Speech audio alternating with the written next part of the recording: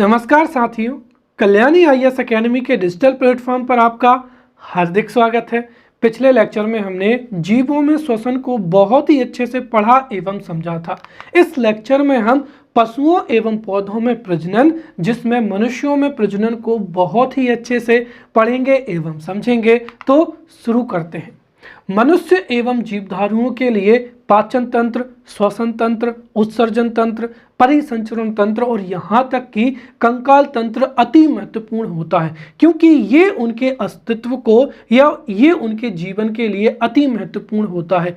यदि जीवधारियों के या मनुष्य के श्वसन में, परिसंचरण में या फिर तंत्रिका में कोई भी व्यवधान उत्पन्न होता है या कोई भी समस्या होती है तो उससे जीवों का अस्तित्व समाप्त हो सकता है या उनका जीवन समाप्त हो सकता है। अर्थात जीवों को जीवित रहने के लिए श्वसन की क्रिया, पाचन की क्रिया, तंत्रिका क्रिया, ये सभी इन क्रियाओं का संचालन सफलतापूर्वक तरीके से होना चाहिए। इसीलिए सभी जीवधारी जीवित रहने के लिए श्वसन करते हैं, पाचन करते हैं। वहीं अगर हम तुलनात्मक रूप से देखें तो जीवधारियों के लिए प्रजनन जो है अनिवार्य नहीं होता है।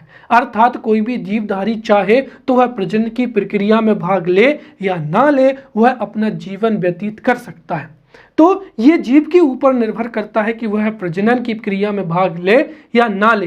परंतु यदि जीव प्रजनन नहीं करेंगे तो इससे क्या होगा?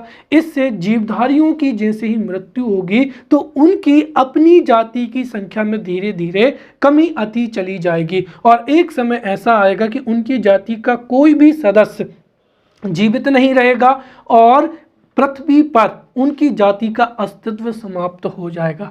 तो इस तरीके से अगर हम देखें तो प्रजनन वह प्रक्रिया है जो जीवधारियों को जीवित रहने के लिए भले ही अनिवार्य ना हो, परंतु इस पृथ्वी पर उनके अस्तित्व को बनाए रखने के लिए अति महत्वपूर्ण होती है। इसीलिए जीवधारी प्रजनन करते हैं तथा अपने ही जैसी उर्वर संतानों को उत्पत्ति करते हैं। और ये उर्वर संतानों की उत्पत्ति से उनकी अपनी संख्या में वृद्धि होती है और इस तरीके से वो अपनी संख्या में वृद्धि कर अपने अस्तित्व को इस पृथ्वी पर बनाए रखते हैं, अर्थात अपने अस्तित्व को विलुप्त होने से बचाते हैं। तो इसीलिए जो प्रजनन है वो जीवधारियों के लिए महत्वपूर्ण होता है। तो यदि हमें मुख्य परीक्षा में लिखना हो तो हम सीधा यहाँ पर जो है प्रजनन, जैसे अगर प्रजनन के ऊपर हमको टिप्पणी लिखनी हो या यदि प्रश्न पूछा जाए कि जीवधारियों के लिए प्रजनन क्यों महत्वपूर्ण है, या फिर अगर पूछा जाए कि प्रजनन जीवधारियों के लिए कैसे महत्वपूर्ण होता है या फिर जीवधारियों में प्रजनन की क्या भूमिका होती है, तो हम यहाँ पर जो है सीधा सीधा जो है इसका उत्तर लिख सकते हैं। हम बता सकते हैं कि प्रजनन वह प्रक्रम होता है जिसके द्वारा जीव अपनी ही जैसी हूबहू उर्वर संतानों को उत्पन्न करते हैं और इससे सभी जीव अपनी ही जाति की संख्या में या अपनी संख्या में वृद्धि करते हैं तथा अपनी जाति के अस्तित्व को बनाए रखते हैं। अर्थात अस्तित्व को बनाकर ये पृथ्वी से अपने अस्तित्व को जो है विलुप्त होने से बचाते हैं। तो इस तरीके से प्रजनन की ये जो है सबसे अच्छी परिभाषा होगी सबसे कम शब्दों में। तो प्रजनन वह प्रक्रम होता है जिसके द्वारा जीव अपनी ही जैसी हूबहू उर्वर संतानों को उत्पन्न करते हैं और इस प्रकार अपनी संख्या में वृद्धि करते हैं। अपनी संख्या में वृद्धि कर अपने अस्तित्व को बनाए रखते हैं, अर्थात अपने अस्तित्व को पृथ्वी से विलुप्त होने से बचाते हैं। इसे ही क्या कहा जाता है? प्रजनन कहा जाता है। या फिर जो है हम दूसरे अन्य शब्दों में भी कह सकते हैं कि जिस प्रक्रम से जीव अपनी संख्या में वृद्धि करते हैं या जिस प्रक्रम से जीव अपनी जैसी हूबहू संतानों को उत्पन्न करते हैं उस प्रक्रम को ही क्या कहा जाता है? प्रजनन कहा जाता है। इस तरीके से देखा जाए तो प्रजनन जो है वो जीवधारियों का एक विशिष्ट लक्षण होता है। सभी जीवधारियों में प्राकृतिक चेतना होती है जिससे वे अपनी ही जाति के विपरीत लिंगी सदस्यों के साथ में सहवास करते हैं और प्रजनन के माध्यम से अपनी जाति के सदस्यों की संख्या में वृद्धि करते हैं। और इसके साथ ही इससे विविधता के साथ पर भी जो है उन जीवों की जातियों में विविधता के साथ उनका अस्तित्व भी जो है विद्यमान बना रहता है। तो इस तरीके से प्रजनन जीवों का सर्व प्रमुख लक्षण है। इसी प्रक्रिया के कारण ही विशिष्ट जीवों का अपनी विविधता के साथ जो अस्तित्व है वो पृथ्वी पर विद्यमान होता है। क्लियर? अब जो है हम यहाँ पर प्रजनन अंगों की बात करते हैं। तो प्रजनन अंग क्या होंगे? बिल्कुल सीधी सी परिभाषा है, हम यहाँ पर 3 नंबर में लिख सकते हैं कि जीवों के प्रजनन में भाग लेने वाले अंगों को ही क्या कहा जाता है? प्रजनन अंग कहा जाता है। तो जीवों के प्रजनन में भाग लेने वाले शारीरिक अंगों को ही प्रजनन अंग या रिप्रोडक्टिव ऑर्गन्स कहते हैं। जैसे उदाहरण के लिए मनुष्य में प्रजनन अंग क्या हो जाएगा? मनुष्य में नर में हो जाएगा वृषण, मादा में हो जाएगा अंडाशय। वहीं पुष्प में अगर हम नर जनन अंग की बात करते हैं तो पुंकेसर हो जाएगा और क्या हो जाएगा? जैसे जायांग हो जाएगा। अब हम प्रजनन अंगों के बारे में समझते हैं और यहां से भी 3 नंबर का प्रश्न पूछा जा सकता है कि प्रजनन अंग क्या होते हैं या प्रजनन अंग किन्हें कहा जाता है। तो बिल्कुल सीधी सी परिभाषा है। देखिए, जीवों के प्रजनन में भाग लेने वाले शारीरिक अंगों को ही प्रजनन अंग कहा जाता है। तो जीवों के प्रजनन में भाग लेने वाले शारीरिक अंगों को ही प्रजनन अंग कहा जाता है। जैसे उदाहरण के लिए क्या हो जाएगा? मनुष्य में नर में राइट, नर में प्रजनन अंग वृषण होते हैं, मादा में अंडाशय होते हैं, वहीं पुष्प में पुमंग होता है। राइट, यहाँ पर पुष्प में पुमंग नर जनन अंग हो जाएगा और जायांग जो है पुष्प में मादा जनन अंग हो जाएगा। क्लियर? अब हम यहाँ पर जो है प्रजनन तंत्र की भी परिभाषा पढ़ते हैं। तो हम सीधा कह सकते हैं कि जीव के सभी प्रजनन अंगों के सम्मिलित समूह को ही क्या कहा जाता है? प्रजनन तंत्र कहा जाता है। या फिर हम दूसरे शब्दों में कह सकते हैं कि जीवों के उन अंगों का समूह जो प्रजनन में महत्वपूर्ण भूमिका निभाते हैं, उन अंगों के समूह को ही क्या कहा जाता है? प्रजनन कहा जाता है। तो इस तरीके से जीवों के सभी प्रजनन अंगों को सम्मिलित रूप से ही क्या कहा जाता है? प्रजनन तंत्र कहा जाता है। उदाहरण के लिए अगर हम देखें तो नर प्रजनन तंत्र में वृषण हो जाएंगे, अधिवृषण हो जाएंगे, शुक्रवाहिका या शुक्राशय, इन सब का समूह ही क्या बनाता है? नर प्रजनन तंत्र को बनाता है। क्लियर? अब हम यहाँ पर जो है प्रजनन के प्रकार समझते हैं। राइट, और ये भी जो है प्रश्न जो है 5 नंबर में पूछा जा सकता है कि प्रजनन क्या होता है, प्रजनन के विभिन्न प्रकारों को उदाहरण सहित समझाइए। राइट, तो हम यहाँ पर जो है प्रजनन के प्रकारों को समझते हैं। तो देखिए, पृथ्वी पर जितने भी जीव हैं उनकी शारीरिक संरचना अलग अलग है, उनकी शारीरिक कार्यविधि अलग अलग होती है। साथ ही साथ सभी जीव इस अगर हम देखें तो पृथ्वी पर अलग अलग जो है स्थानों पर वास करते हैं या निवास करते हैं। अर्थात जीवों की संरचना, उनकी कार्य की एवं उनके वास स्थानों में अत्यधिक विविधता होने के कारण ही उनकी प्रजनन जो है वो एक समान नहीं होती है। इसीलिए जीवधारियों में प्रजनन अलग अलग प्रकार का होता है। तो जीवधारियों में जो प्रजनन है वह 2 प्रकार का होता है। तो प्रजनन मुख्य रूप से 2 प्रकार का होता है। सबसे पहला क्या हो जाएगा? लैंगिक प्रजनन हो जाएगा। राइट, सबसे पहला क्या हो जाएगा? लैंगिक प्रजनन हो जाएगा। देखिए, लैंगिक प्रजनन क्या होता है? प्रजनन का वह प्रकार जिसमें विपरीत प्रभेद के युग्मकों के बनने तथा उनके मिलने के बाद में नई संतति पीढ़ी की उत्पत्ति होती है, तो उसे ही क्या कहते हैं? लैंगिक प्रजनन कहते हैं। यहाँ पर ये शब्द जो है वो बहुत ही महत्वपूर्ण है। विपरीत प्रभेद अर्थात इसका मतलब ये हुआ कि एक ही जाति के 2 लिंग के सदस्य जैसे नर एवं मादा, साथ ही साथ उनमें युग्मक जो है बनने चाहिए। राइट, अर्थात युग्मकों से ही क्या होता है? निषेचन की प्रक्रिया संपन्न होती है। तो युग्मकों के बनने तथा उनके आपस में मिलने, अर्थात निषेचन के पश्चात जो नई संतति पीढ़ी की उत्पत्ति होती है उसको ही लैंगिक जनन कहते हैं। तो लैंगिक जनन की बिल्कुल सीधी सी परिभाषा हो जाएगी, प्रजनन का वह प्रकार जिसमें विपरीत प्रभेद के युग्मकों के बनने तथा उनके आपस में मिलने के बाद में संतति पीढ़ी की उत्पत्ति होती है, तो उसे ही क्या कहते हैं? लैंगिक प्रजनन कहते हैं। जैसे मनुष्य में जो होता है वो लैंगिक प्रजनन होता है, राइट। मनुष्य में और अधिकांश जीव जंतुओं में लैंगिक जनन होता है। वहीं दूसरा क्या हो जाएगा, अलैंगिक जनन हो जाएगा। तो अलैंगिक जनन जनन का वह प्रकार होता है जिसमें विपरीत प्रभेद के युग्मकों के, राइट, बने बिना ही संतति की क्या होती है, उत्पत्ति होती है। तो उसे ही क्या कहते हैं, अलैंगिक जनन कहते हैं, राइट। और इन दोनों में क्या अंतर होता है इसको हम बहुत ही अच्छे से यहाँ पर समझ सकते हैं। तो 5 नंबर में अगर प्रश्न पूछा जाए तो हम सीधा प्रजनन की परिभाषा देंगे और साथ ही साथ जो लैंगिक जनन है और अलैंगिक जनन है इनको उदाहरण देते हुए स्पष्ट कर देंगे। जैसे जो मनुष्यों में जनन होता है वो लैंगिक जनन से होता है, राइट। और वैसे ही अगर हम देखें तो अलैंगिक जनन जो पाया जाता है जैसे अमीबा हो जाएगा, हाइड्रा हो जाएगा, इनमें क्या होता है, अलैंगिक जनन होता है। क्लियर। अब लैंगिक जनन और अलैंगिक जनन में और क्या अंतर होता है इसको हम बढ़िया एक टेबल से समझेंगे। और ये भी जो है मुख्य परीक्षा में 5 नंबर में पूछा जा सकता है कि लैंगिक जनन और अलैंगिक जनन में क्या अंतर होता है।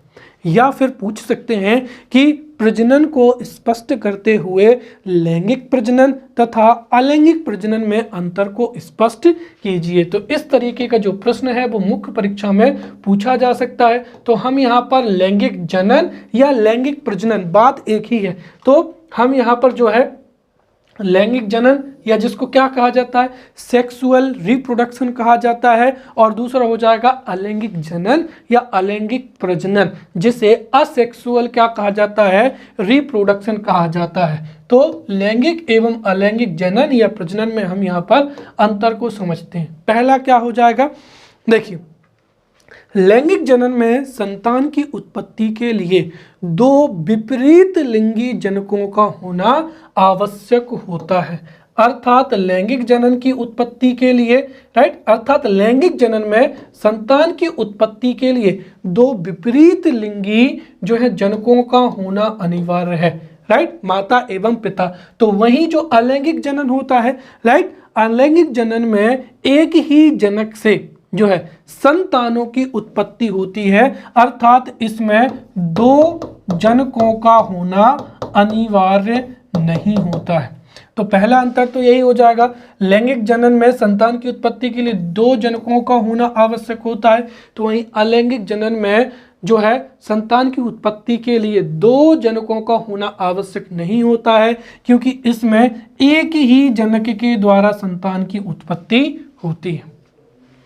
दूसरा अंतर क्या है कि लैंगिक जनन में युग्मकों की आवश्यकता होती है, इसीलिए जनन कोशिकाओं में अर्धसूत्री विभाजन होता है और अर्धसूत्री विभाजन से ही युग्मकों का क्या होता है, निर्माण होता है। और जिसको मैंने आपको बहुत ही अच्छे से कोशिका वाले लेक्चर में बढ़ाया था, कोशिका विभाजन में। तो जो है लैंगिक जनन में युग्मकों की आवश्यकता होती है, इसीलिए जनन कोशिका में अर्धसूत्री विभाजन होता है। तो वहीं अलैंगिक जनन में युग्मकों की आवश्यकता नहीं होती है, इसीलिए इनमें अर्धसूत्री विभाजन नहीं होता है, बल्कि इनमें क्या होता है, समसूत्री विभाजन ही होता है। तीसरा अंतर क्या है कि जो नए जीव हैं, नए जीव में चूंकि अर्धसूत्री विभाजन होता है और अर्धसूत्री विभाजन के पश्चात संतति में माता एवं पिता दोनों के गुण होते हैं, इसीलिए नए जीव सामान्यतः अपने जनकों के लक्षणों से परिवर्तन दर्शाते हैं। क्योंकि इनमें माता एवं पिता दोनों जनकों के लक्षण होते हैं, इसीलिए ये अपने जनकों से थोड़ा बहुत जो है परिवर्तन दर्शाते हैं। तो वहीं अलैंगिक जनन में ये नए जीव जो हैं वो पूर्णतः जनक के समान गुणों वाले होते हैं, राइट। चूंकि इनमें समसूत्री विभाजन होता है, इसीलिए भी इनमें जो है पूर्णतः जनक के समान गुण होते हैं। अगला हो जाएगा यहाँ पर लैंगिक जनन में 2 युग्मक भाग लेते हैं, राइट। इसीलिए इस क्रिया में क्या होता है, निषेचन होता है, और निषेचन की क्रिया के पश्चात ही लैंगिक प्रजनन से संतानों की उत्पत्ति होती है। तो वहीं अलैंगिक जनन में युग्मक नहीं होते हैं, अर्थात इस प्रक्रिया में या अलैंगिक जनन में निषेचन की क्रिया संपन्न होती ही नहीं है। राइट। और जैसा कि मैंने बताया कि इसमें जो नए जीव हैं वो सामान्यतः अपने जनकों से जो है विभिन्नता दर्शाते हैं, इसीलिए यह जो है संतति पीढ़ी में जो है विभिन्नता उत्पन्न होती है, या जो विभिन्नता है वो विकास के लिए क्या होती है, अत्यंत महत्वपूर्ण होती है। राइट। तो वहीं यह विकास के लिए उतना महत्वपूर्ण नहीं होता है। तो ये हमने यहाँ पर जो है प्रजनन के प्रकारों को भी पढ़ लिया है, और साथ ही साथ हमने लैंगिक प्रजनन एवं अलैंगिक प्रजनन में अंतर को भी समझ लिया है। क्लियर। अब चूंकि हमें जीवों में प्रजनन को पढ़ना है तो हम यहाँ पर जो है लैंगिक प्रजनन को पढ़ते हैं और साथ ही साथ अलैंगिक प्रजनन को भी। तो यहाँ पर चूंकि ये जो है हमारा पूरा का पूरा टॉपिक थोड़ा डिटेल में हमको कवर करना है, इसलिए एक लेक्चर में नहीं हो पाएगा। तो हम सबसे पहले यहाँ पर लैंगिक जनन के बारे में पढ़ेंगे। लैंगिक जनन में भी अगर हम देखें तो लैंगिक जनन हमको मानव में पढ़ना है, राइट, पौधों में पढ़ना है और पशुओं में पढ़ना है। तो सबसे पहले तो हम मानव में, पौधों में और पशुओं में, तीनों में लैंगिक जनन को पढ़ेंगे। साथ ही साथ जो है फिर हम अलैंगिक जनन को भी पढ़ेंगे। तो इस लेक्चर में हम मानव में जो है प्रजनन को, तो मानव में चूंकि जो प्रजनन होता है वो किस विधि से होता है, लैंगिक जनन से होता है। राइट। तो मानव में जो प्रजनन है वो कैसा हो जाएगा, लैंगिक प्रजनन हो जाएगा।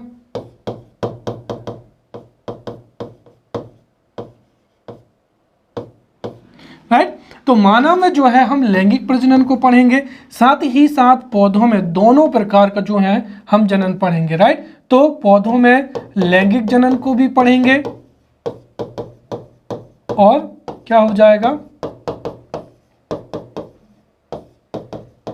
अलैंगिक जनन को भी पढ़ेंगे, और वहीं पशुओं में भी जो है हम लैंगिक जनन को पढ़ेंगे। तो इस तरीके से इस टॉपिक को जो है हम बहुत ही डिटेल में पढ़ेंगे। तो सबसे शुरू में हम पढ़ते हैं लैंगिक जनन, और उसमें से भी किसमें, मानव में हम प्रजनन को यहाँ पर समझते हैं। तो पहला हो जाएगा यहाँ पर मानव में प्रजनन, राइट, या रिप्रोडक्शन इन क्या हो जाएगा, ह्यूमन हो जाएगा। मानव में प्रजनन से क्या तात्पर्य है, देखिए मानव में प्रजनन से तात्पर्य उस प्रक्रम से है जिसके माध्यम से मानव अपने जैसी हुबहू संतानों को उत्पन्न करते हैं तथा अपनी संख्या में वृद्धि करते हैं, उसे ही मानव में क्या कहा जाता है, प्रजनन कहा जाता है। साथ ही साथ मानव में अगर हम प्रजनन से संबंधित कुछ तथ्यों पर चर्चा करें तो मानव एक लिंगी प्राणी होता है, अर्थात मानव में नर जनन अंग एवं मादा जनन अंग दोनों अलग अलग प्राणियों में होते हैं।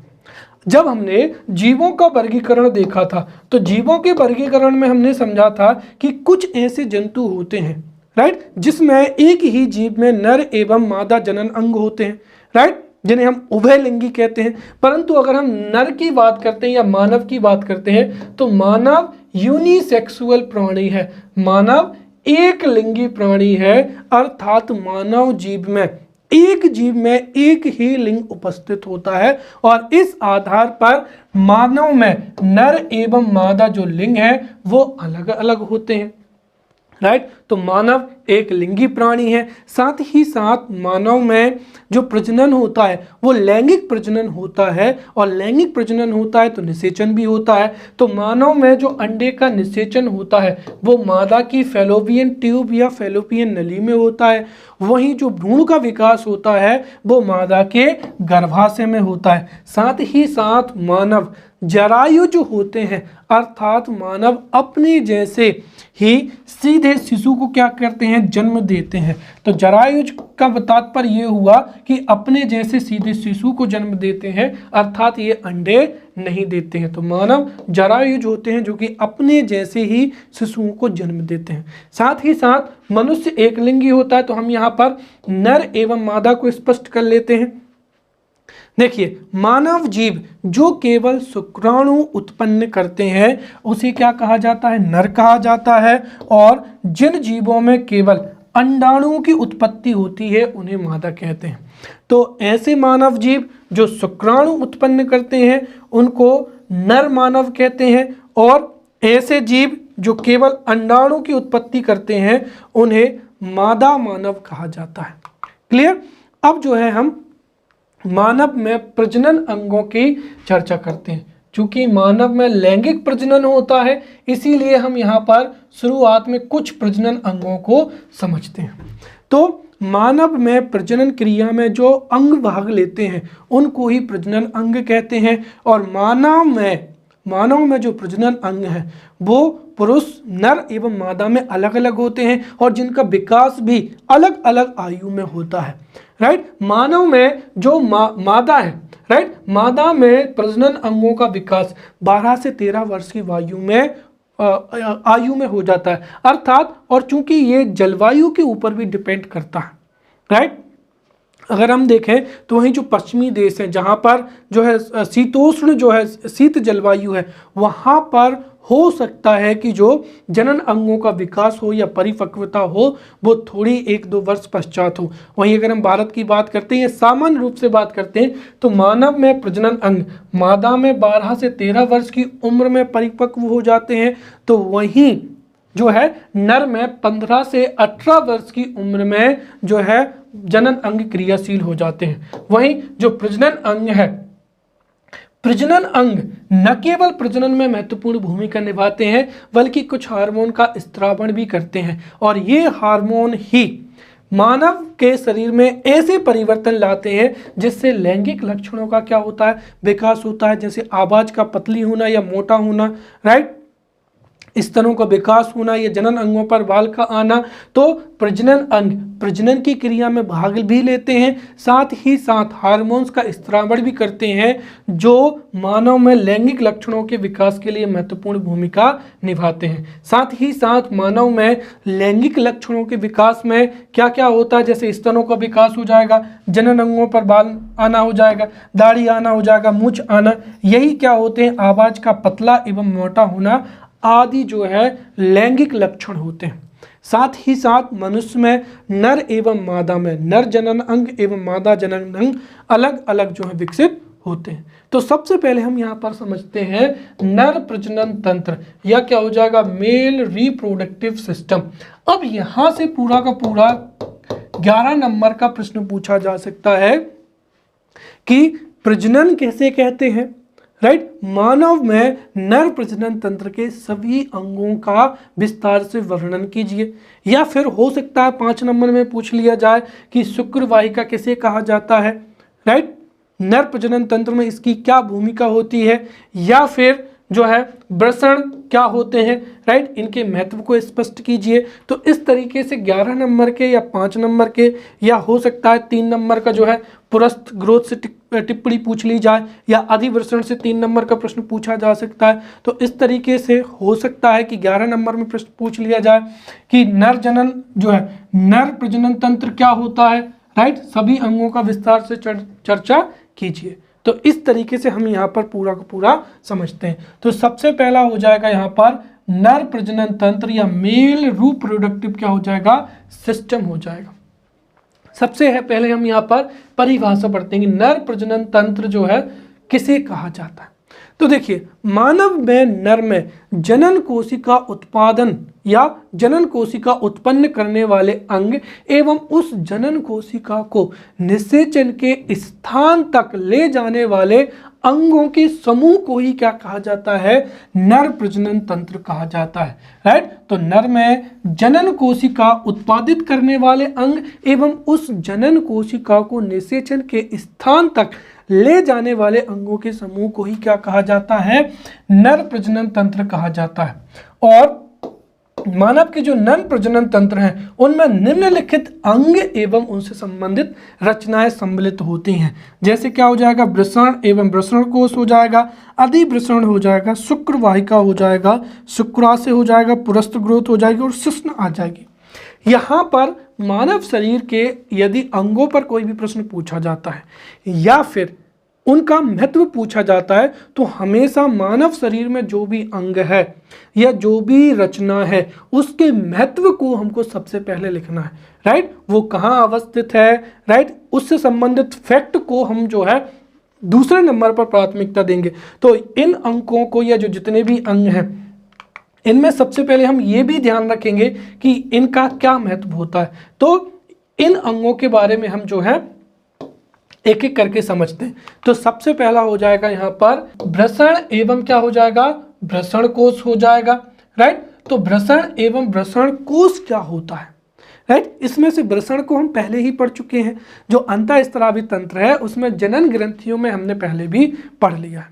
तो मनुष्य में, नर में जो जनन ग्रंथियां हैं उन्हें वृषण कहा जाता है। तो वृषण नर जनन ग्रंथियां होती हैं जो कि आकार में कैसी होती हैं, अंडाकार होती हैं, राइट। तो वृषण नर जनन ग्रंथियां हैं जो कि अंडाकार होती हैं। साथ ही साथ ये मनुष्य में, नर में एक जोड़ी अर्थात इनकी संख्या 2 होती है, और ये मानव में, नर में पाए जाने वाले प्राथमिक क्या है, जनन अंग है। तो प्राथमिक जनन अंग वृषण ही होते हैं। यही मानव की, नर की जनन ग्रंथियां होती हैं जो कि आकार में कैसी, अंडाकार होती हैं।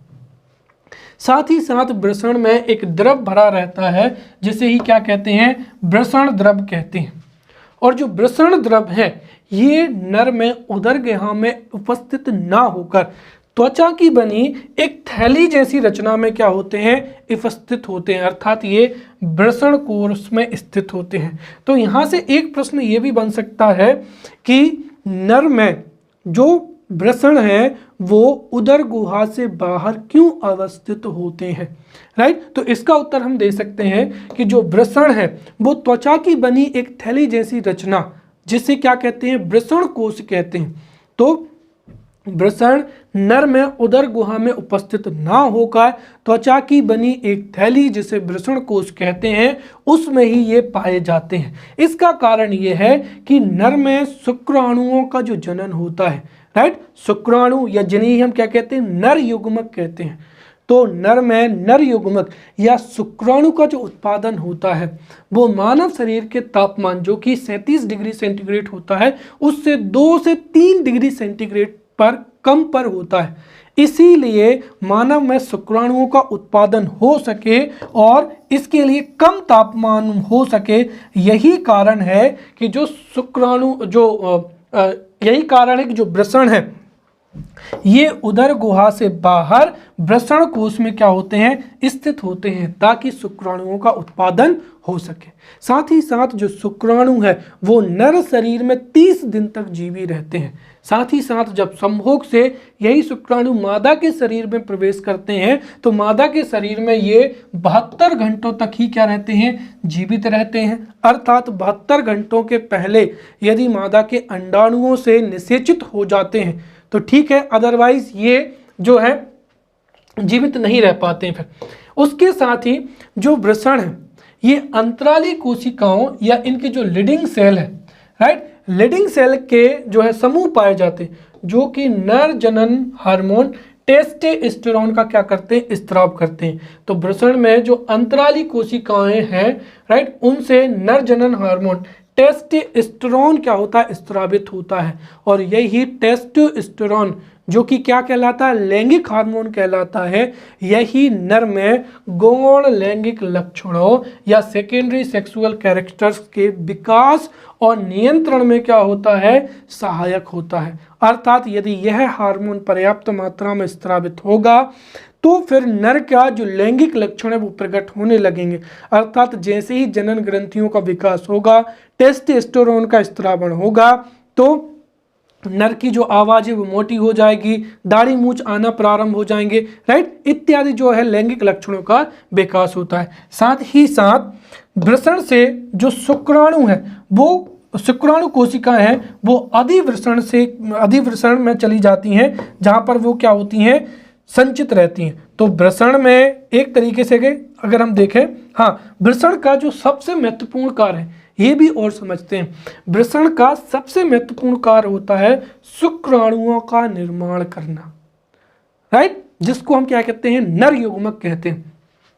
तो वृषण चूंकि नर ग्रंथियां होती हैं ये शुक्राणुओं का या नर युग्मक का निर्माण करती हैं, साथ ही साथ ये नर हार्मोन टेस्टोस्टेरोन का भी उत्पत्ति करते हैं। तो इस तरीके से जो वृषण का सबसे महत्वपूर्ण कार्य है नर युग्मक अर्थात शुक्राणुओं का निर्माण करना, साथ ही साथ नर हार्मोन या नर लैंगिक हार्मोन टेस्टोस्टेरोन का निर्माण करना। और वृषण से जो उत्पन्न शुक्राणु कोशिकाएं होती हैं या शुक्राणु होते हैं, ये अधिवृषण में जाकर क्या होते हैं, संचित हो जाते हैं। राइट, तो यहां पर दूसरी जो ऑर्गन हो जाएगा वो क्या हो जाएगा, अधिवृषण हो जाएगा। क्लियर। तो देखिए अधिवृषण एक 6 मीटर लंबी कुंडलित क्या होती है, नलिका होती है। तो अधिवृषण एक 6 मीटर लंबी कुंडलित नलिका होती है जो कि प्रत्येक वृषण के पीछे स्थित होती है। यह वृषण से अच्छी तरह जुड़ी हुई रहती है और अधिवृषण का जो एक सिरा है वो तो किससे जुड़ा रहेगा, वृषण से जुड़ा रहता है, और इसका जो दूसरा सिरा है वो आगे जाकर शुक्रवाहिका का बनता है। इसका तात्पर्य यह हुआ कि अधिवृषण का एक जो सिरा है वो आगे जाकर शुक्रवाहिका के रूप में परिवर्तित हो जाता है, और वहीं जिसका एक सिरा जो है वृषण से जुड़ा हुआ रहता है। और अधिवृषण का सबसे महत्वपूर्ण कार्य क्या है, जैसे हमने देखा था यहाँ पर कि शुक्राणुओं का जो निर्माण है वो वृषण में होता है, वहीं जो शुक्राणुओं का निर्माण वृषण से होता है, वहीं जो शुक्राणु है वो संग्रह किए जाते हैं कहाँ पर, अधिवृषण में इनका संग्रह किया जाता है। इसके साथ ही जो शुक्राणु है वो यही सक्रियता भी प्राप्त करते हैं। तो शुक्राणुओं का संग्रहण अधिवृषण में किया जाता है और यहीं पर ये सक्रियता भी प्राप्त करते हैं।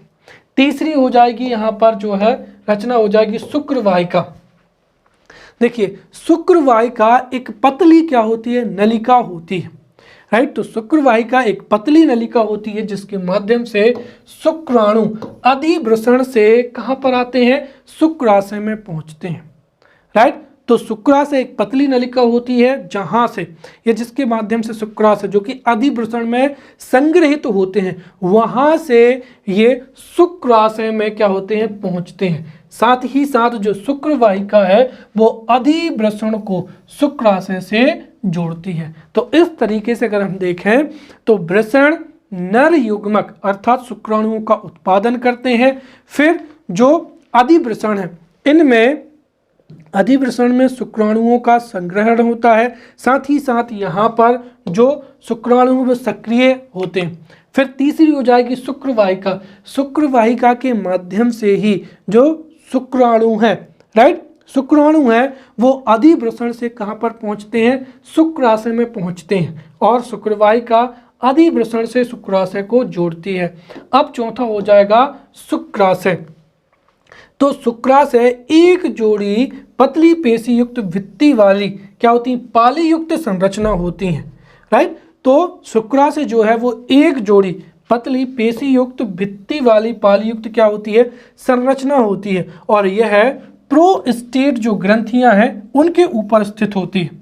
अब यहाँ पर जो है शुक्राशय का महत्व क्या होता है, तो देखिए शुक्राशय से एक प्रकार का जो है चिपचिपा पदार्थ स्रावित होता है जिसमें कई प्रकार के अवयव होते हैं। जैसे शुक्राशय से जो चिपचिपा पदार्थ निकलता है इसमें साइट्रेट, फ्रक्टोज, इनोसिराल आदि यौगिक होते हैं जो कि शुक्राणुओं को सक्रिय करते हैं। तो शुक्राशय का जो सबसे महत्वपूर्ण कार्य है वो हो जाएगा शुक्राणुओं को सक्रिय करना। राइट, अब अगली हो जाएगी यहाँ पर पुरस्थ ग्रंथि हो जाएगी। तो देखिए जो प्रस्थ ग्रंथि होती है ये मूत्र मार्ग से मूत्राशय तक क्या होती है, संबंध होती है। तो यह मूत्र मार्ग से मूत्राशय तक संबंध रहता है, और इसके साथ ही पुरस्थ ग्रंथि में लगभग 2 दर्जन नलिकाएं होती हैं जो कि मूत्र मार्ग में खुलती हैं। पुरस्थ ग्रंथि का महत्व क्या होता है कि पुरस्थ ग्रंथि से भी एक प्रकार का द्रव स्त्रावित होता है जिसको क्या कहते हैं, पुरस्थ द्रव कहते हैं। और इस द्रव का महत्व ये है कि यह शुक्र या सीमन को एक विशिष्ट क्या करता है, गंध प्रदान करता है। तो इस तरीके से जो शुक्राशय है वो शुक्राणुओं को सक्रिय करता है, तो वहीं जो पुरस्थ ग्रंथि है यह शुक्राणुओं या सीमन को एक विशिष्ट गंध प्रदान करता है। फिर अगला जो रचना हो जाएगी वो हो जाएगी शिश्न हो जाएगी। तो शिश्न पुरुषों का संभोग करने वाला अंग होता है, और ये इसी के माध्यम से जो शुक्राणु है वो मादा जनन अंग में क्या करते हैं, प्रवेश करते हैं। राइट, तो ये हमने यहाँ पर जो है पुरुष प्रजनन तंत्र को बहुत ही अच्छे से समझ लिया है। अब हम यहाँ पर जो है मादा प्रजनन तंत्र को या फीमेल रिप्रोडक्टिव सिस्टम को बहुत अच्छे से समझते हैं, और यहाँ से भी जो है 11 नंबर के प्रश्न पूछे जा सकते हैं कि मादा प्रजनन तंत्र क्या होता है, मादा प्रजनन तंत्र के अंगों को विस्तार सहित समझाइए, या फिर 5-5 नंबर के जो प्रश्न हैं वो इन अंगों से पूछे जा सकते हैं, या फिर हो सकता है कि 3 नंबर का जो प्रश्न है वो टिप्पणी के रूप में पूछा जा सकता है। तो सबसे पहले हम मादा प्रजनन तंत्र की परिभाषा पढ़ते हैं, और परिभाषा बिल्कुल वही की वही है, समान। तो देखिए मादा प्रजनन तंत्र क्या होता है समझते हैं। तो मादा में जनन कोशिका उत्पन्न करने वाले अंगों तथा उस जनन कोशिका को जो है निषेचन के स्थान तक लाने वाले अंगों के समूह को ही क्या कहा जाता है, मादा प्रजनन तंत्र कहा जाता है, राइट। तो मादा में जनन कोशिका उत्पादित करने वाले अंग एवं जनन कोशिकाओं को निषेचन के स्थान तक पहुंचाने वाले अंगों को संयुक्त रूप से ही क्या कहते हैं, मादा प्रजनन तंत्र कहते हैं, राइट। और मादा प्रजनन तंत्र में जो है कई अंग एवं उनसे संबंधित कई संरचनाएं भी होती हैं। जैसे सबसे पहला क्या हो जाएगा, अंडाशय ओवेरीज हो जाएगा, अंडवाहिनियां हो जाएंगी, फैलोपियन ट्यूब हो जाएगी, गर्भाशय यूटेरस हो जाएगा और योनि हो जाएगा। क्लियर। अब सबसे पहले हम यहाँ पर समझते हैं अंडाशय, और इसके बारे में भी हम अंतःस्रावी तंत्र में पढ़ चुके हैं, राइट। तो नर में नर जनन ग्रंथि जो है वृषण होती है, उसी तरीके से मादा में जनन ग्रंथि क्या होती है, अंडाशय होती है। और मादा में जो है प्रत्येक मादा में एक जोड़ी अंडाशय होते हैं, अर्थात प्रत्येक मादा में 2 अंडाशय होते हैं, राइट। तो मादा में जनन ग्रंथि अंडाशय होती हैं, और मादा में एक जोड़ी अर्थात 2 क्या होते हैं, अंडाशय होते हैं। साथ ही साथ नर में जो नर की जनन ग्रंथि अर्थात वृषण उदर गुहा के बाहर एक थैलीनुमा रचना जिसे वृषण कोश कहते हैं उसमें अवस्थित होती हैं, परंतु मादा में जो अंडाशय होते हैं, मादा में अंडाशय उदर के निचले भाग में जिसको क्या कहते हैं, श्रेणी गुहा या पेल्विक कैविटी कहते हैं, इसमें दोनों ओर जो है पाए जाते हैं। दाएं ओर दायां अंडाशय, बाईं ओर क्या हो जाएगा, बायां अंडाशय हो जाएगा। और जो अंडाशय है इसकी आकृति भी क्या होती है, अंडाकार होती है। साथ ही साथ जो अंडाशय है वो पेरिटोनियम झिल्ली द्वारा उदर से क्या होता है, सटा हुआ होता है। चूंकि अंडाशय मादा जनन ग्रंथि होती है या मादा जनन अंग होता है, इसीलिए अंडाशय का जो मुख्य कार्य होता है वो है अंडाणु या ओवम क्या करना, पैदा करना। इसको ही क्या कहते हैं, मादा उहमक कहते हैं। तो अंडाशय का महत्वपूर्ण कार्य होता है मादा युग्मक अर्थात अंडाशय का क्या करना, निर्माण करना। इसके साथ ही अंडाशय से 2 हार्मोन, एक क्या हो जाएगा एस्ट्रोजन और दूसरा हो जाएगा प्रोजेस्टेरोन का क्या होता है, स्त्रावण भी होता है, जो कि ऋतुस्राव को नियंत्रित करता है। तो इस तरीके से अगर हम देखें वृषण से तुलना करें तो जो है वृषण का प्रमुख कार्य भी होता है शुक्राणुओं का उत्पादन करना, और वृषण है वो भी जो है पुरुष या नर हार्मोन जिसको हम क्या कहते हैं, टेस्टोस्टेरोन का स्त्रावण करता है। तो वहीं अंडाशय का प्रमुख कार्य भी है अंडाणु का उत्पादन करना, और ये भी 2 हार्मोन, राइट, प्रोजेस्टेरोन एवं एस्ट्रोजन का स्त्रावण करते हैं, जो कि ऋतुस्राव के लिए क्या होता है, महत्वपूर्ण होता है। दूसरा हो जाएगा यहाँ पर अंडवाहिनियां या फैलोपियन ट्यूब हो जाएंगी। तो मादा में अंडवाहिनी या फैलोपियन जो ट्यूब की संख्या है वो 2 होती है। तो मादा में अंडवाहिनी या फैलोपियन ट्यूब की संख्या 2 होती है, और ये जो अंडवाहिनी है या फैलोपियन ट्यूब है ये गर्भाशय के दोनों ओर, राइट, ऊपरी भागों में क्या होती है, दोनों तरफ जुड़ी रहती हैं। तो अंडवाहिनियां गर्भाशय के ऊपरी भाग में दोनों तरफ क्या होती हैं, जुड़ी हुई होती हैं। प्रत्येक फैलोपियन ट्यूब की जो लंबाई होती है वो 10 सेंटीमीटर होती है, और साथ ही साथ इस फैलोपियन ट्यूब का एक हिस्सा गर्भाशय से जुड़ा होता है, जो कि गर्भाशय के ऊपरी भाग में दोनों तरफ जो है दोनों फैलोपियन ट्यूब से जुड़ा हुआ होता है, राइट। अर्थात ये जो फैलोपियन ट्यूब है इसका एक सिरा तो गर्भाशय से जुड़ा रहता है, वहीं जो दूसरा सिरा है वो अंडाशय की ओर अंगुलियों के समान जो है झालर बनाता है। साथ ही साथ अगर हम देखें तो यहाँ पर अंडाणु जब अंडाशय से बाहर निकलता है तो अंडाणु किस में जाकर फैलोपियन ट्यूब की गुहा में पहुंचता है। क्लियर। इसके साथ ही जो महत्वपूर्ण चीज हमने समझती थी कि निषेचन की जो क्रिया होती है वो कहां पर होती है, फैलोपियन ट्यूब में ही होती है। अर्थात जैसे ही जो है संभोग के समय शिश्न से जो शुक्राणु है वो योनि में प्रवेश करते हैं और अंडाणु जो कि फैलोपियन ट्यूब में किससे, अंडाशय से निकलकर ये भी कहां पर फैलोपियन ट्यूब में आते हैं और संभोग के समय पर शुक्राणु भी जो है योनि में प्रवेश करके जो है फैलोपियन ट्यूब में ही पहुंचते हैं। और जब अंडाणु एवं शुक्राणु का आपस में मिलते हैं तो उसी से निषेचन की अभिक्रिया होती है और ये निषेचन की जो अभिक्रिया है ये अंडवाहिनी में संपन्न होती है। और निषेचन के पश्चात यदि निषेचन संपन्न हो जाता है तो फिर जो जाइगोट बनता है वो गर्भाशय में पहुंचता है, राइट। और ये गर्भाशय में पहुंचाने का कार्य भी फैलोपियन ट्यूब का ही होता है। इस तरीके से फैलोपियन ट्यूब का महत्वपूर्ण कार्य है अंडाशय को पकड़ना, राइट, और निषेचन के पश्चात उसको गर्भाशय में पहुंचाना। क्लियर। अब हम यहाँ पर समझते हैं गर्भाशय या यूटेरस हो जाएगा। तो देखिए यह नाशपाती के समान एक रचना होती है जो कि मादाओं में श्रेणी गुहा या पेल्विक कैविटी में स्थित होती है। तो गर्भाशय का आकार एक नाशपाती के समान होता है जो कि पेल्विक कैविटी में स्थित होती है। इसके साथ ही इससे ऊपर की तरफ दोनों ओर अर्थात दाएं और बाहने जो अंडवाहिनियां हैं या फैलोपियन ट्यूब है ये आकर क्या होती हैं, खुलती हैं। साथ ही साथ जो गर्भाशय है, राइट, गर्भाशय का निचला भाग सकरा होता है जिसके ही क्या कहते हैं, ग्रीवा कहते हैं।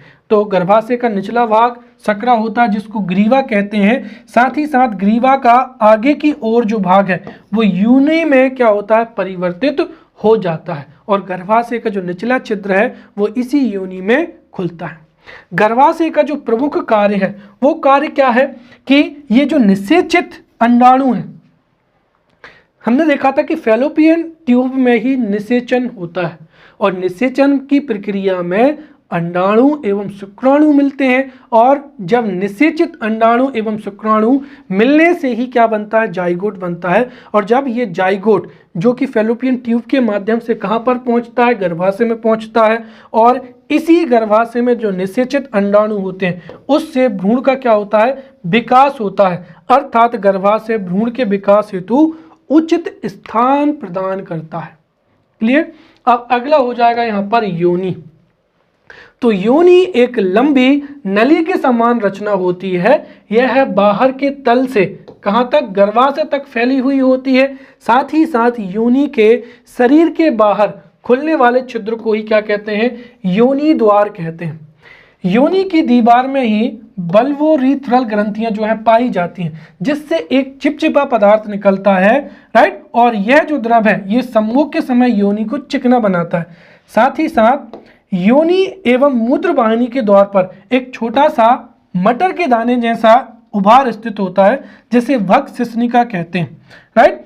और कुल मिलाकर मैथुन के समय शिश्न से जो शुक्राणु है वो योनि में गिरता है और योनि में गिरकर ये जो है फैलोपियन ट्यूब में पहुंचता है जहां पर निषेचन होता है और निषेचन के पश्चात में वही जो जाइगोट है वो गर्भाशय में पहुंचता है जहां पर भ्रूण का क्या होता है, विकास होता है, राइट। अब हम यहाँ पर अंडोत्सर्ग या ओव्यूलेशन को समझते हैं ताकि जो पूरी प्रजनन प्रक्रिया है वो हमको समझने में मदद हो, राइट। देखिए अंडाशय मादाओं में क्या होता है, जनन अंग होता है और अंडाशय से ही, राइट, अंडाशय से ही जो है अंडाणु का क्या होता है, निर्माण होता है। अंडाणु का निर्माण होने के पश्चात अंडाणु का परिवर्धन होता है। तो अंडाणु का परिवर्धन होता है, साथ ही साथ गर्भाशय भी क्या होता है, परिवर्धित होता है। और ये परिवर्तन की जो प्रक्रियाएं हैं वो हार्मोन द्वारा क्या होती हैं, नियंत्रित होती हैं। अगर हम देखें तो 28 दिन की सक्रियता में अंडाशय सामान्यतः केवल एक अणु की क्या करता है, उत्पत्ति करता है।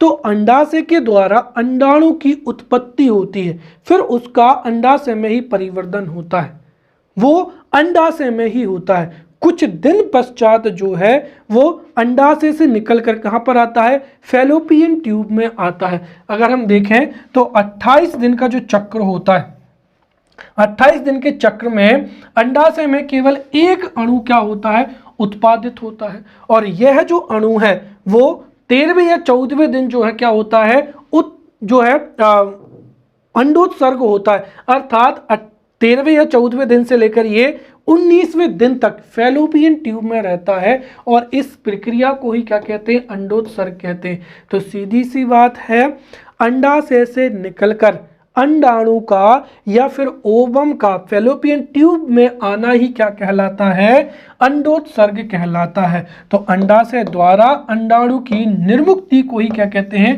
अंडोत्सर्ग कहते हैं। और अंडाणु का जीवन काल भी कितना रहता है, 24 घंटे होता है। अब हम यहाँ पर समझते हैं ऋतुस्राव क्या होता है। तो देखिए, जो अंडाणु ऋतुस्राव चक्र होता है ये प्राइमेट्स का एक प्रमुख क्या होता है, लक्षण होता है।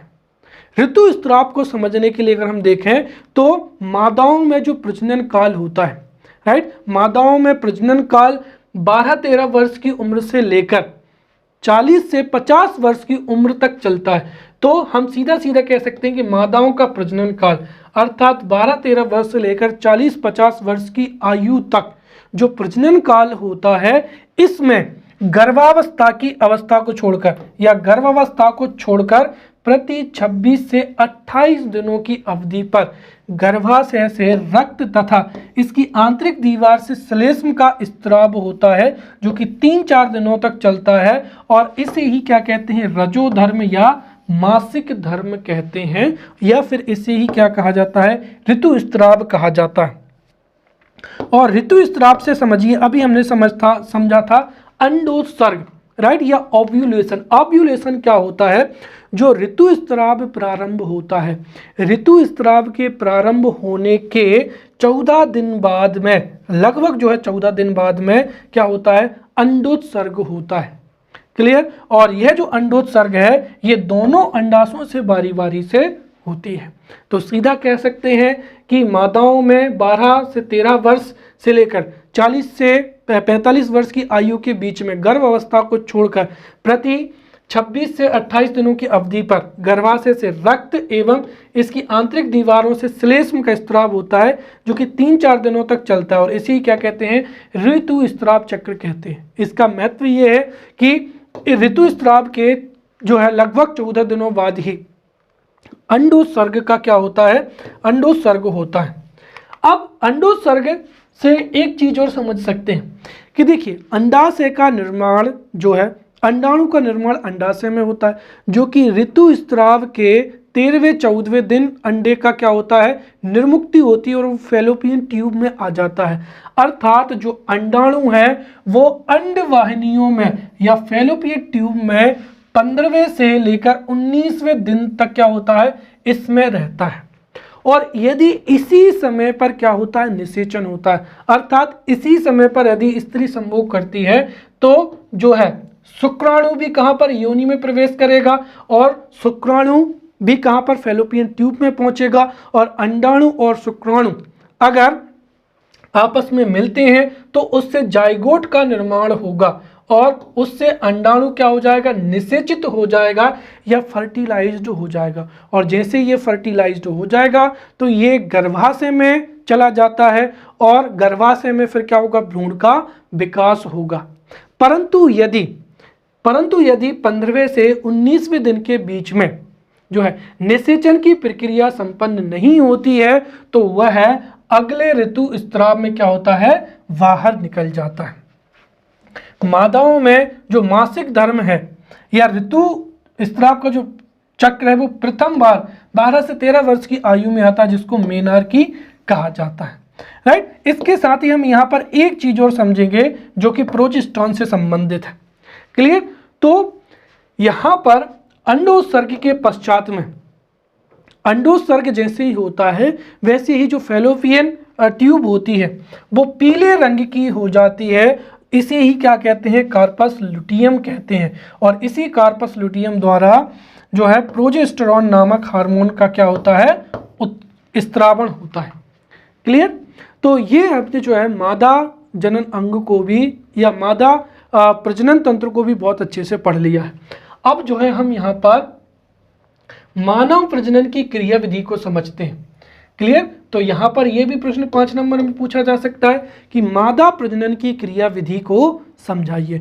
तो मादा जो मानव में प्रजनन है उसकी क्रिया विधि को हम 3 अवस्थाओं के माध्यम से समझते हैं। तो मानव के प्रजनन की क्रिया विधि को 3 भागों में समझा जा सकता है। सबसे पहले हो जाएगी युग्मक जनक, दूसरा हो जाएगा निषेचन और तीसरा क्या हो जाएगा, भ्रूणीय विकास हो जाएगा। हमने जो भी अभी तक पढ़ा है उसको ही अगर हम एक तरीके से सारांश के रूप में लिख दें तो वही क्या हो जाएगी, पूरी मानव प्रजनन की क्रिया विधि हो जाएगी। तो सबसे पहला क्या हो जाएगा, युग्मक जनन हो जाएगा या जीमेटोजेनेसिस हो जाएगा। तो देखिए हमें पता है कि प्रजनन के लिए नर एवं मादा में जनन ग्रंथियां या जनन अंग पाए जाते हैं। नर जनन अंग अर्थात वृषण एवं मादा जनन अंग अर्थात अंडाशयों में युग्मकों के निर्माण की प्रक्रिया को ही क्या कहते हैं, युग्मक जनन कहते हैं। तो नर जनन अंग वृषण, मादा जनन अंग अंडाशयों में युग्मकों या गेमेट्स के निर्माण की प्रक्रिया को ही क्या कहते हैं, युग्मक जनन कहते हैं।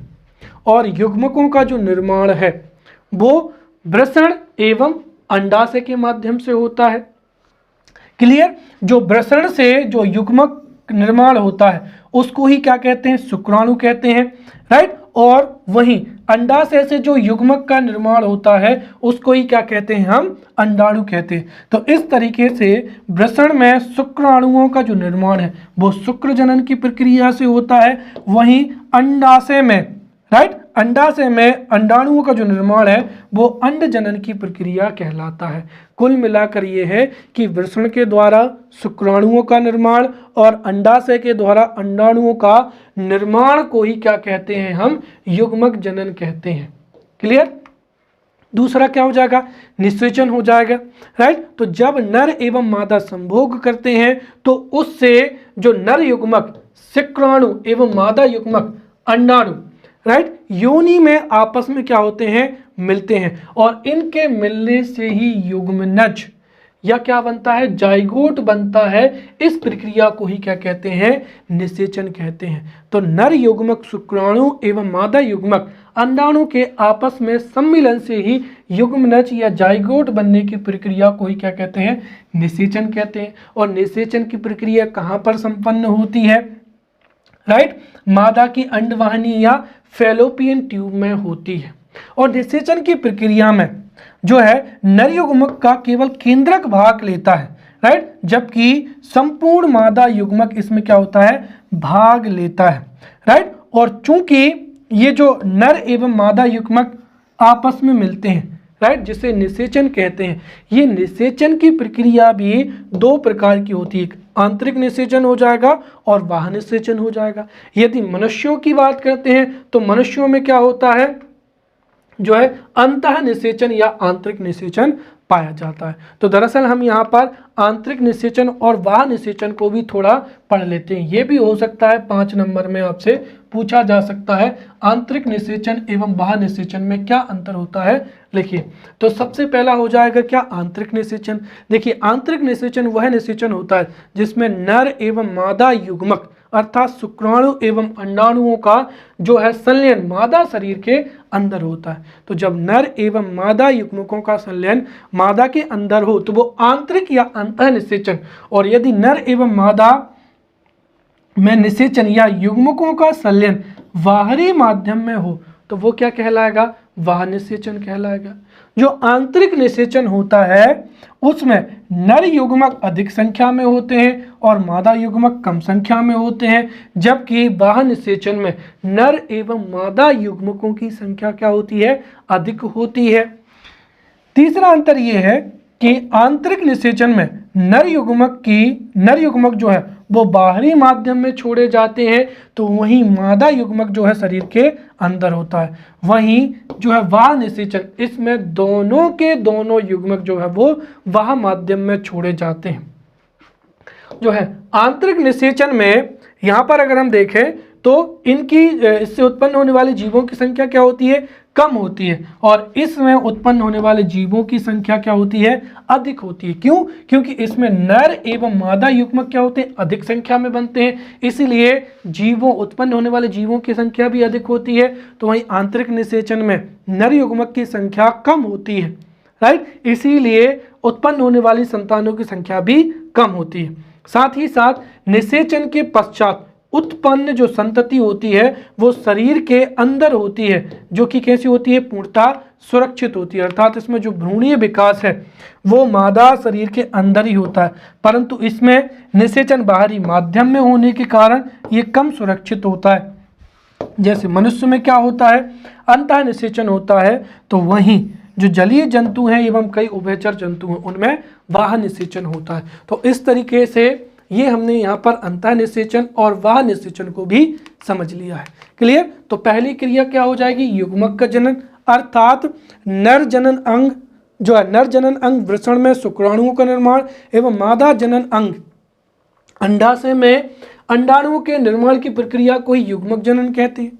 क्लियर? फिर जब ये युग्मक आपस में सम्मिलित होते हैं, राइट, तो जब शुक्राणु एवं अंडाणु आपस में सम्मिलन होते हैं तो उससे युग्मनज बनता है। इस प्रक्रिया को ही क्या कहते हैं, निषेचन कहते हैं। उसके बाद में क्या होता है, भ्रूण विकास होता है। तो देखिए, निषेचन की क्रिया के बाद जो युग्मनज होता है वो तीव्रता से समसूत्री विभाजनों द्वारा विभाजित होने लगता है और अंततः गर्भाशय में पूर्ण विकसित शिशु को स्थापित करता है।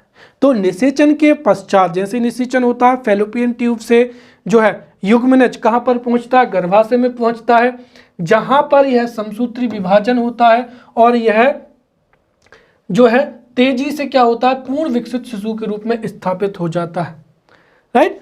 इस तरीके से अगर हम देखें तो निषेचन से 10 सप्ताह तक जाइगोट में जो भी विकास होता है, यह निषेचन से लगभग 10 सप्ताह तक जाइगोट का जो विकसित होता है उसको ही क्या कहते हैं, भ्रूण कहते हैं, तथा युग्मनज में होने वाले क्रमिक परिवर्तनों को ही क्या कहते हैं, भ्रूणीय विकास कहते हैं। जो भ्रूण होता है वो 9 महीने में जन्म के लिए जो है तैयार हो जाता है, राइट। अब जो भ्रूण होता है, भ्रूण का पोषण जो है जरायु या अपरा या प्लेसेंटा के द्वारा होता है। तो मादा के जरायु एवं प्लेसेंटा के द्वारा भ्रूण का क्या होता है, पोषण किया जाता है। और मनुष्य में जो गर्भधान पीरियड है वो कितना है, 280 दिन है, अर्थात 280 दिनों में जो भ्रूण होता है वो पूर्णतः विकसित हो जाता है और विकसित होने पर प्रसव के द्वारा जो है वो मादा शरीर से बाहर हो जाता है। इस तरीके से ये जो मनुष्यों में प्रजनन प्रक्रिया है ये संपन्न होती है और इसको हमने बहुत ही अच्छे से पढ़ लिया है। अब अगले लेक्चर में मिलते हैं, तब तक के लिए धन्यवाद।